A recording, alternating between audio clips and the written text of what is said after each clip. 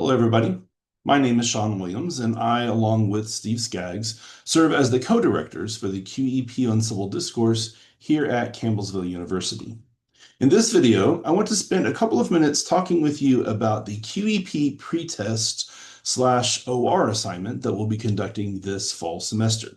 If you're watching this video, there is a very good chance that you're either the instructor of an OR class or a mentor for the OR class that'll be helping us out with this assignment. And so we want to just spend a few minutes kind of giving you a heads up about what we'll be doing. Included in that, we'll be providing a very quick or brief discussion about what the 2025-2026 QEP theme is going to be. We're going to be reviewing the schedule for the assignment that will be conducted during first class and as part of the OR sections. And then I also want to take just a couple of minutes to quickly flip through what that assignment looks like for you, so you have some time to prepare for what's about to happen. Now, as most of you know, every 10 years, Campbellsville University, just like all other SAC-COC universities, has to go through a reaffirmation process. During that reaffirmation process, they have to develop a 5-year plan to improve the quality of education or the quality of the product that we are providing to our students. For our 5-year plan, Campbellsville University selected to improve the quality of civil discourse, or to improve the quality of skills that our students have when engaging in civil discourse across our campus and in society.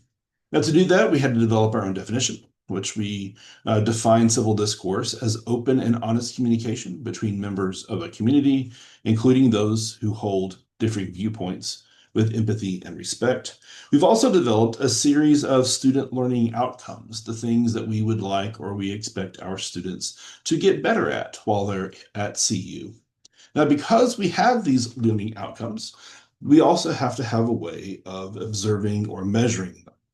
The way that the QEP committee has chosen to do that is to develop a new theme or topic for each of the 5 years of the project, and then to attach a topic of conversation or a research question, if you will, that we can use as a way of facilitating discussion across campus. For the 25-26 academic year, the broad topic that the QEP committee has selected is religion and society, and the theme that we are using is what are the appropriate ways for religious individuals and organizations to shape the public debate, if any. So over the course of the fall semester, we've already had several events that are either campus-wide or that were held narrowly within some of the classes. We'll be doing a few more of those in the fall, as well as having some large campus-wide events in the spring that are all dedicated or devoted towards exploring this topic and this theme over the academic year. Now, one of the things that we have to do, according to our accrediting agency, is we have to have a way of assessing how effectively the QEP is performing its task and whether or not students are actually getting any better at this. In order to do that, as we have done for several years, we begin each fall semester by assessing using a pretest the existing basic skills that incoming freshmen have. Now, we don't expect them to do particularly well, they're freshmen.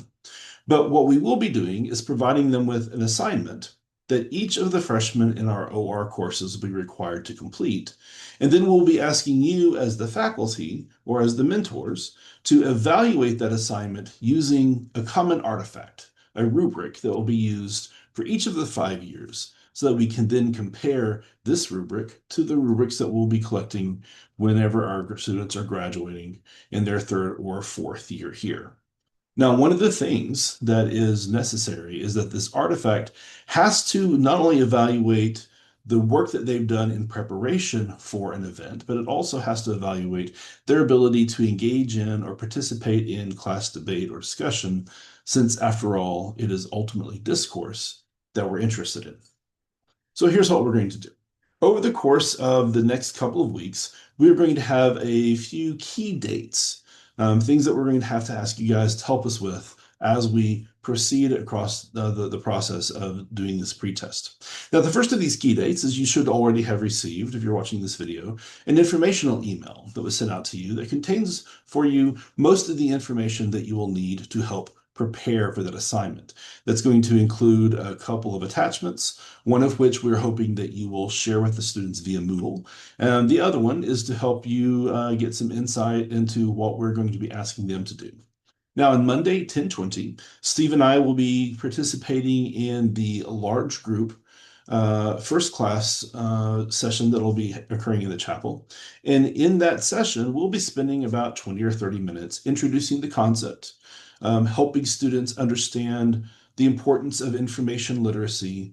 We'll explain the prompt to the students, and then we will spend the last 5 or 10 minutes distributing the assignment itself and providing you as the faculty with a little bit of time to talk to the students about what your expectations of the conversation might be.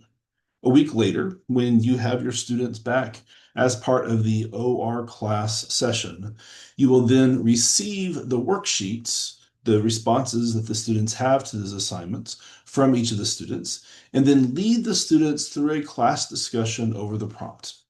Now, what these worksheets I'll show you later will be doing is it'll be asking them to develop their own opinion on the question that's included in the assignment, and then do a very quick pro-con analysis of the differing sides that a person might have over the prompt itself. Now, after they've done this, what we're going to ask you to do is to evaluate their performance, both the performance on the written worksheet they provide you, but also their performance in the class discussion or in the class debate that you'll be moderating, so that we can get a sense of how well our students are prepared to engage in civil discourse and then later find out whether or not they have improved. Now, by the end of the week, by 10/31, what we're going to ask is that you then take the worksheet that each student has returned to you to evaluate that worksheet, and then for each individual student, complete a civil discourse rubric. Now, this will just be a grid where you'll go through and mark how you think they did in the same way that we do for our general education protocols. We're then going to ask you to record the t-shirt size for each student. Don't worry, there's a place on the worksheet for them to give that information as well, and then to capture that on a provided t-shirt request form. So for every student who provides a worksheet, for you as the instructor and for all of the mentors, we'll be providing a little thank you as a way of showing our appreciation for participating in the form of a t-shirt. A couple of weeks later, we will then ask you to send your mentors over so that they can pick up the t-shirts, return them, and then distribute them to your students. And then, once all of the t-shirts have been distributed to all the courses, after all the rubrics have been collected, hopefully by the end of November at the latest, we will then be able to submit a period pay stipend for each of you as instructors. It's not going to be a lot, but just something to help show that we appreciate all the time and effort that you will be putting in assisting us with this assignment. So, what should you be expecting to receive in your packets? Well, there'll be a couple of different pieces of information.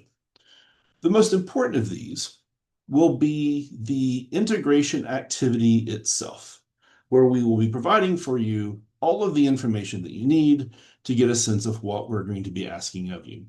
This includes the learning activities. We'll be providing you with all of the materials, a bit about the assignment, as well as copies of the prompt that we will be providing to the students, a copy of the worksheet that the students will be using to help process their thoughts, and then several copies of the rubric that you will be using for the scoring. Now, to make your life just a little bit easier, one of the things that we're going to be trying to do is to make sure that you will receive not only the assignments themselves, but also all of the rubrics and all the worksheets already printed out. Those will be provided to you either during the first class session itself if you attend, or those packets will be provided to you by being delivered to your office later that day.